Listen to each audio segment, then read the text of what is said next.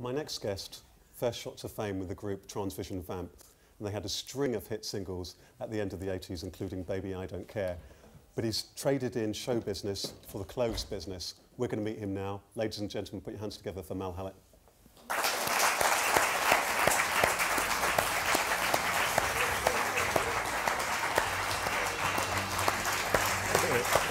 Hey there, man. How you doing? Good, man. Excellent. Woo. Welcome to the show. Thank you. How you doing, my old buddy? I'm good, man. Excellent. Yeah. Loving that. Thank you very much. Yeah. Sort of match the curtains. Yeah, well, you see, the show business thing is still there. Excellent. So Mal, Transvision Vamp, if I can first of all start off by rewinding things, just to talk a little bit about the past. Transvision Vamp had quite a lot of, you were one of those groups that enjoyed a lot of success at the end of the 80s, then suddenly vanished out of public view. Tell me a little bit about those days and what happened. Well, I was in the band from 1989 to 91. I had a lot of success, the #1 albums, Australia, Spain, England, toured around the world, had a fantastic time, loved every minute of it. And it was, you know, we were a pop band essentially, and pop bands seem to have a shelf life. And we had 3 albums, 3 good years, and there were, you know, human beings when they get together, they kind of have a few problems, and essentially the 2 main writers in the band decided to split the band up. Right. So that happened in 1991, and at that time my daughter was about to be born. Right.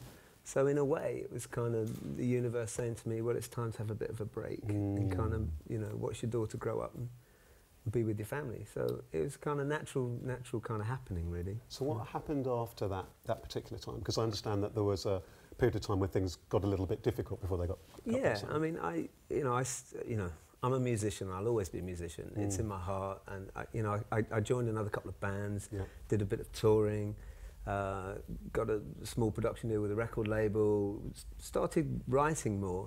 But I was kind of, I was having a few challenges with my life, particularly with, a few drugs and. How dark do those days get?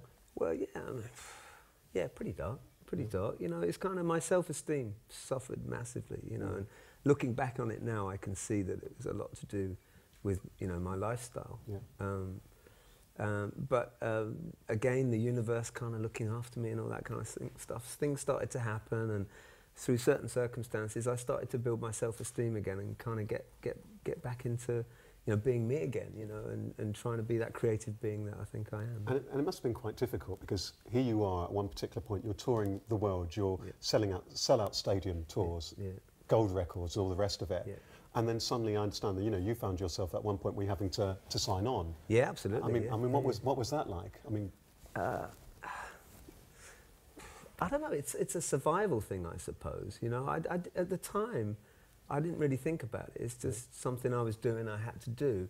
On reflection, it was pretty shit, but it's something I obviously, for whatever reason, I had to go through to kind of come out the other side and be the person I am now. Right, and so this item, as you know, is called A Star Reborn. Yeah. So what was the turning point for you? How did you get from that particular point where things were pretty dark into rediscovering things again, and now you moved into the business of producing inspirational T-shirts? Yeah. That's your passion. So where did that emerge from? Well, before all that, when I was signing on, I've been signing on for 2 or 3 years, whatever, and after a while the government says to you, no more, we're not giving you anything for free anymore.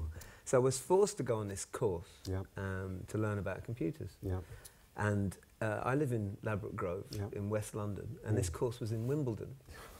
And the start time was like 8:45 in the morning. Now, 8:45 in the morning and me, it just didn't work. It's kind of the opposite end of the spectrum for a musician, right? Yeah. So I had to kind of dress up in a kind of smart suit and get to Wimbledon.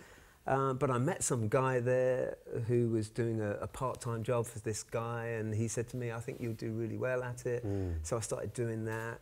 And I did quite well at it, so I started to kind of build my finances back up again, and it was that was what started to help me build my self-esteem again. And I did various jobs, kind of selling jobs, just doing stuff really. And then I was actually a mortgage advisor for a while. Right. To me, looking at it now is just... That must be quite a shift. It's insane. Yeah. But, again, it's just something that happened, you know. And I'd been doing it for, I don't know, 3-4 years or something. And I said to my beautiful wife, I'm just dying inside, you know. I felt like my soul was dying, you know, and I had to do something and be a creative person again. And I'd always had this idea in the back of my head that I wanted to produce these inspirational, positive messages on T-shirts. Right, so it had always been there, this idea? Yeah, it's just gnawing at the back of my head, you know, because when I very first left school, I was a silk screen printer, and I loved the idea of, you know, getting mucky with ink again and all that kind of stuff. And she said, well, you know, do it, I'll support you, which is cool. And so I just started doing it about just over 2 years ago, getting on the markets, producing a few T-shirts, selling a few T-shirts, loving every minute of it, you know, being with people, talking to people, connecting with people.